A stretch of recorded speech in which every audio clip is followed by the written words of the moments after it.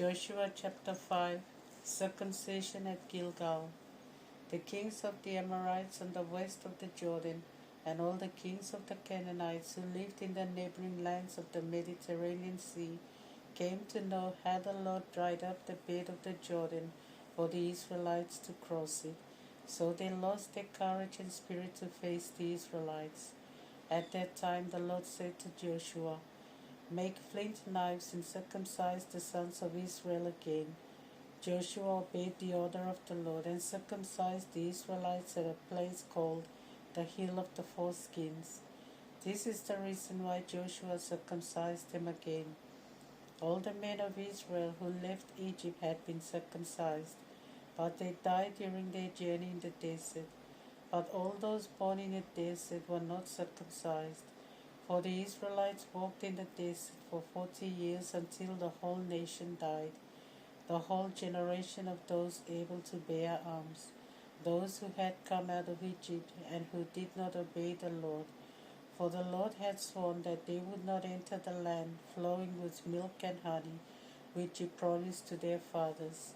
It was their children, the ones who had taken their place, whom Joshua circumcised, because they had not been circumcised on the way. After circumcising all, they rested in the camp until they were healed. Then the Lord said to Joshua, "Today I have removed from you the shame of Egypt." So the place is called Gilgal up to this day. The Israelites encamped in Gilgal, where they celebrated the Passover on the evening of the 14th day of the month in the plains of Jericho. On the day after the Passover, they ate of the produce of the land, unleavened bread and roasted grain on that very day. And from that day on they ate of the produce of the land. The manna ceased. There was no more manna for the Israelites, and that year they ate of the fruit of the land of Canaan. When Joshua was near Jericho, he lifted up his eyes and saw before him a man with a drawn sword in his hand. Joshua approached him and said, "Are you for us or for our enemies?" And he answered, "No, I have come as the commander of the army of the Lord." Joshua lay prostrate on the ground, worshipped him, and said, "What does my Lord ask of his servant?" The commander of the army of the Lord said to him, "Take off your sandals from your feet. The place where you stand is holy." And Joshua did so. Joshua chapter 6. The conquest of Jericho. The inhabitants of Jericho had closed the city and had fastened their bolts, so that the Israelites could not enter. Now Jericho was in a state of siege because of the presence of the Israelites, so that no one came in and no one went out. But the Lord said to Joshua, "I will give you the city, its king, and all its men of war. For this all your warriors shall have to go around the city once every day for 6 days. 7 priests shall go before the ark bearing the 7 trumpets of ram's horns. On the 7th day they shall march around the city 7 times, and the priests shall blow their trumpets. And at that long blast of the ram's horn, all the people shall come out to attack, shouting their battle cry. At that moment the walls of the city will fall, and everyone shall enter straight ahead of him." Joshua son of Nun called the priests and said to them, "You shall carry the ark of the covenant. 7 priests shall go ahead with the trumpets of ram's horns." Then Joshua said to the people, "You shall march around the city, and the vanguard of the army shall go before the ark of the Lord." When Joshua finished speaking, the priests began to blow the 7 trumpets of ram's horns, and they went before the ark of the Lord. The vanguard of the army went before the priests to blow the trumpets, and the rest of the people came after the ark. The trumpets blew continually. Joshua had given the people this order: "Do not shout or utter anything, nor let even a single word be heard until the day comes when I tell you to shout, then you shall shout." He had the ark of the Lord carried around the city once. Then all returned to the camp where they spent the night. On the following day Joshua rose early in the morning, and the priest took the ark, and those who blew the 7 trumpets again went before the ark. The vanguard of the army went before them, and the rest followed the ark while the trumpets blew. On this second day and for the next 6 days they marched once a day around the city, and then returned to camp. On the 7th day the Israelites rose early at dawn and marched around Jericho in the same way as on the previous days.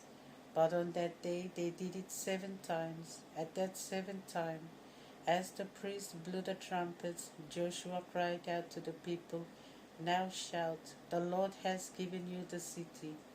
The city and all that is in it, it shall be devoted to the Lord under the solemn ban. Everything in it belongs to the Lord. Only Rahab the prostitute and all who are with her in her house shall live, since she hid the spies we sent. But for your part, be careful not to take anything that is placed under the solemn ban. Do not take anything for yourself, lest a curse be upon the camp of Israel and bring trouble upon it. All the gold, silver, and everything made of bronze and iron are to be consecrated to the Lord, and shall go into the treasury of the Lord." So they shouted and blew the trumpets. When they heard the sound of the trumpets, the people raised a great war cry, and the walls came tumbling down.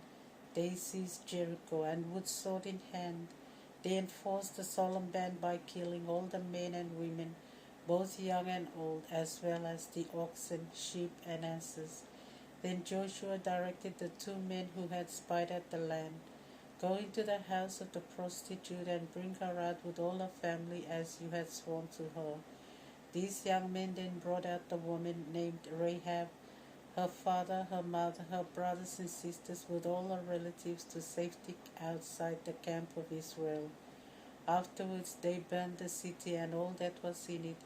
They saved only the silver, gold, and the vessels of bronze and iron, which they put with the precious things in the treasury of the Lord. Joshua saved the prostitute and all her family, and she lived in Israel, because she had eaten the spies sent by Joshua. Joshua asked the people to make this oath: "May the Lord curse anyone who rebuilds Jericho.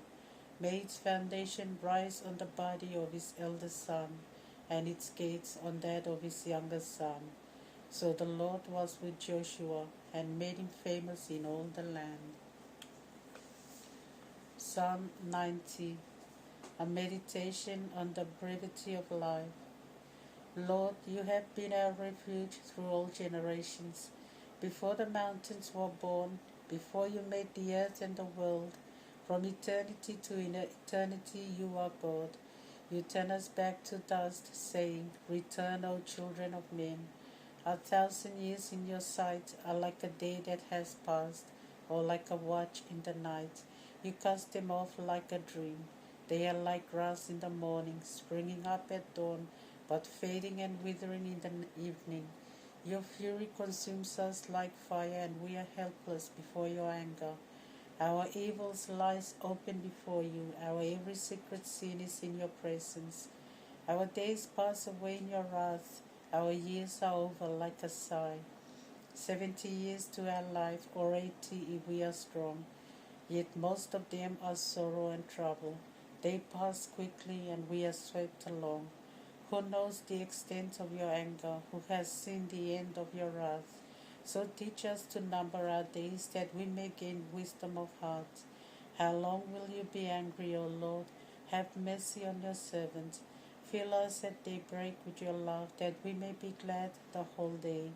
Give us joy as many days as you gave us sadness, those long years when we knew disaster. Let your work be seen by your servants, and your glorious power by their children. May the favor of the Lord our God be upon us. Prosper the work of our hands for us. Yes, prosper the work of our hands. Luke chapter 6, verse 1 to 26. Jesus, Lord of the Sabbath. One Sabbath, Jesus was going through the cornfields, and his disciples began to pick heads of grain for food, crushing them in their hands and eating them.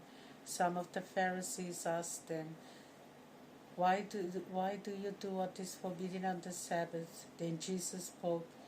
Have you never read what David did when he and his men were hungry?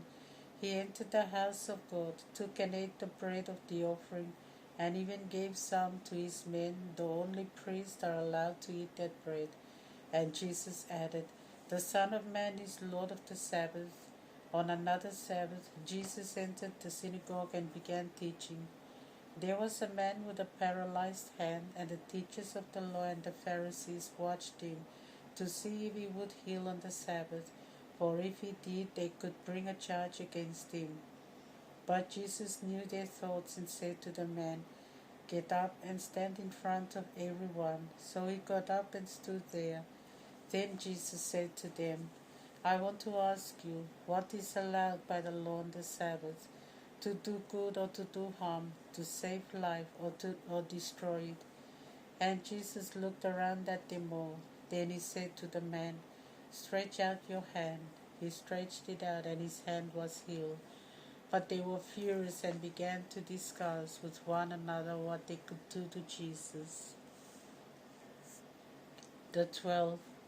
At this time Jesus went up a hill to pray. He spent the whole night in prayer with God. When day came, he called his disciples to him and chose 12 of them whom he called apostles. Simon, whom he named Peter, and his brother Andrew, James and John, Philip and Bartholomew, Matthew and Thomas, James sons of Alphaeus, and Simon called the Zealot, Judas son of James, and Judas Iscariot, who became a traitor. Coming down the hill with them, Jesus stood on a level place. Many of his disciples were there, and a large crowd of people who had come from all parts of Judea and Jerusalem, and from the coastal cities of Tyre and Sidon. They gathered to hear him and be healed of their diseases, and even people troubled by evil spirits were healed. Everyone in the crowd tried to touch him because of the power which went out from him that healed them all. The Sermon on the Plain. Then lifting up his hands to his disciples, Jesus said, how blessed are you who are poor, for the kingdom of God is yours. Blessed are you who are hungry now, for you will be filled. Blessed are you who weep now, for you will laugh. Blessed are you when people hate you, when they reject you and insult you, and number you among criminals because of the Son of Man. Rejoice in that day and live for joy, for a great reward is kept for you in heaven. Remember that is how the ancestors of these people treated the prophets. But woe to you who are rich, for you have enjoyed your comfort already. Woe to you who are full, for you will go hungry. Woe to you who laugh now, for you will mourn and weep. Woe to you when people speak well of you, for that is how the ancestors of these people treated the false prophets.